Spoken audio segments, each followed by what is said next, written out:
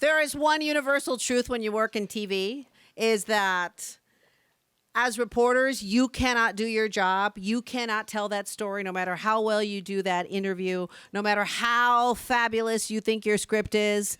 That story will not be a success unless the pictures that your photographer gives you matches those words. The pictures make or break a story every single time. Our third inductee, yes, Kathy Gavey. Our third inductee is a fearless photojournalist, also making his mark in our industry, Rob Horn. And here to introduce him is retired KPIX anchor, Silver Circle member, and Murphy's Mountain Man, Ken Bastida.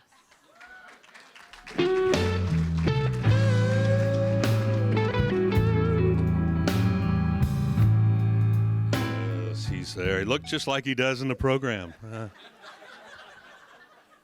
Rigo, happy birthday, man.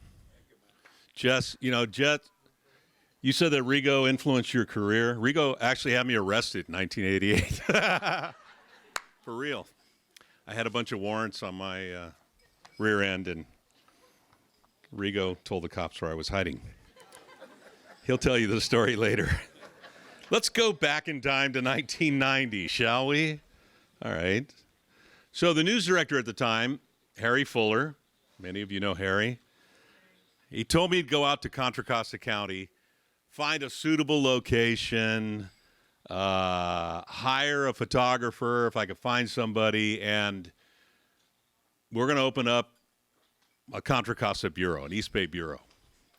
So I didn't want to go out to Contra Costa County, and so anyway, that was my assignment. So I had to find somebody to come out there with me. I looked around.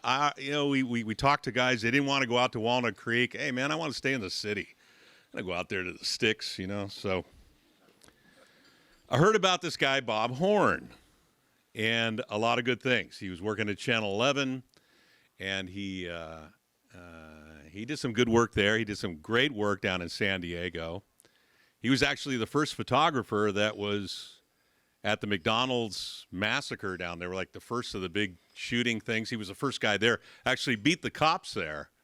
And so that told me this guy's not afraid. This guy's a tough guy, right? So anyway, he got the job. We started working together. I didn't know a whole lot about Bob, to be honest with you. We just kind of worked together for a few weeks or months until one day we were in the helicopter together. I don't know what we were shooting. I forgot what it was, but we were up in the chopper. And in those days, if you're in a helicopter, Christian, you remember those days, you had to go out, you put your photographer in a harness, and he had to slide the door open and go out and stand on the skids with the camera. We didn't have gyro cams and digital whatnot. You had to send a guy out. So Bob put the gear on, and he went out and got his pictures, and I don't know what we were doing, but I started talking to the pilot, and the pilot's talking to me, and we're BSing inside there. We kind of forgot that Bob was out there. So started to fly away, and we heard this pounding on the side of the helicopter. Oh, crap. We left Bob outside. So slide the door open. He comes in. In those days, he had red hair. You remember Rigo? He had red hair sticking up like that from being outside in 90-knot winds. And, oh, man, I'm sorry. We forgot about you. We left you outside. And his reaction was he laughed. He loved it. Thought it was funny. And I learned something that day. I learned that this guy, first of all, was not afraid of anything. Second of all, had a great sense of humor, right? So,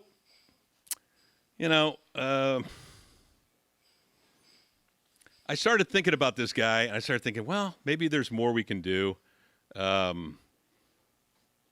more things we can get into. And when we were in the East Bay Bureau, actually, that was anything east of San Francisco we covered, even if it went all the way to New York, D.C. That was our gig, right? Over the course of several years of working with Bob, I tried my damnedest to kill this guy. I mean, I put him in ice cold water in the Tuolumne River. I ran him over Clavey Falls. I ran him to, I can't remember how many times we went to Blue Canyon where it was below zero, and forest fires. Every year we would spend time in that. Burned him up out in the desert a couple of times. Bob Horn actually broke his arm on a story one time. We were in Yosemite. He got thrown off a mule. He breaks his arm, and I figure, oh, we're screwed, right? He goes and gets a cast put on his arm. We end up climbing Half Dome. He's got one arm in a cast. He's carrying a 75-pound pack on his back, and he's going up the cables with one hand. That is a badass. Did I win a prize?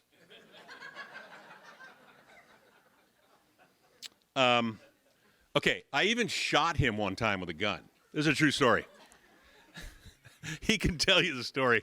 It's kind of long and drawn out, and I won't get to that. But he survived it. Obviously, he's here today, so he was none the worse for wear. If you've ever been in Bob Horn's van, it looks like the frickin' International Space Station. It's like there's all kinds of cubbies and little things hanging and places where you shove things in, but he knows where the gaffer's tape is. He knows where there's a tie wrap. He knows where there's an extra light bulb. He's going to save the live shot no matter what. And so one of his favorite sayings is, still to this day, anybody who's worked with him, is, the only cure is a sea cure. Thank you. All right, I'm going to wrap it up. They sent us everywhere. Bob's pictures were always great. I always think of him, I would describe him, if you don't know who he is, I would describe him as a cross between MacGyver, Ansel Adams, and Santa Claus. And the latter is pretty obvious. Let's take a look at the tape now and find out more about Bob's career. Bob Horn and his beard are easily recognizable out in the field, always accompanied by a Harley-Davidson t-shirt. It's not sitting in an office 5 days a week, which I could never do. Bob has never been one to seek the spotlight. He spent his entire career behind the camera. And if you think back to any major event in the Bay Area in the last 3 to 4 decades, chances are Bob was there. The Battle of the Bay continues at second base, so the Oakland A's take. I'll tell you what, we're having a During Loma Prieta, he was at the World Series game at Candlestick Park. Every one of those orange glows that you're looking at right now is a home on fire. The Oakland Hills fire and many, many, many other fires. He was there too, along with some major out-of-town assignments. Climbing Half Dome with Mr. Bastida. Take a look for yourself and everybody else in the Bay Area. If you've never been up at the top of Half Dome, this is it. Hardest thing I've ever done. We're sitting about almost a mile up from the valley floor. Moving camera and microwave up the backside of those steps. Getting up here is a lot easier said than done. Good story going to the Middle East with Dana King. Went to the Lillehammer Olympics with Dave McElhatton. Bob started his Bay Area career with KNTV in 1985, and in 1990 he made the move to KPIX, where he was assigned to the Walnut Creek Bureau with Ken Bastida. The beard took on a life of its own shortly after, but believe it or not, there is a face under all that hair. Product of working in Oakland. That was its start, and so I just let it grow. I take a lot of heat in November and Christmas. Don't grow it this long, because holiday comes, people want things from you. In the middle of the night, Santa went missing. I can't believe somebody would come by and steal that Santa. Come here, Bob. This is my photographer. He does look like Santa. He's perfect. What do you think about this story? I feel like my brother's missing. Terrible. Some see Santa, others maybe a garden gnome.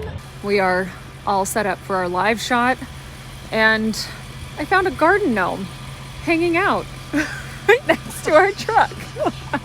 I don't have my cone hat on. Yes, you do with your hood. It totally looks like a cone. There. It's the people. Makes it worth doing. It hasn't got old for me yet. When it gets old, that's probably when it's time to say goodbye. Hey Bob, it's Art Mitchell. I was also thinking about all the fantastic times that we had. Some happy, some not so happy, but we as a team always came out in front. Hi, Dad. I'm sorry that I can't be with you today. I would have loved nothing more than to see you win this award. I know how hard you've worked and how passionate you are about your job, and so this is very much deserved. I know you're typically the one saying this to me, but I'm very proud of you, and I love you, and congratulations. I wish I had time to tell you a story about the prostitutes in New Orleans who wanted to braid his beard, but that's for another day. Santa, if you ever need a backup, I got the guy for you. Bob Horn, come on up.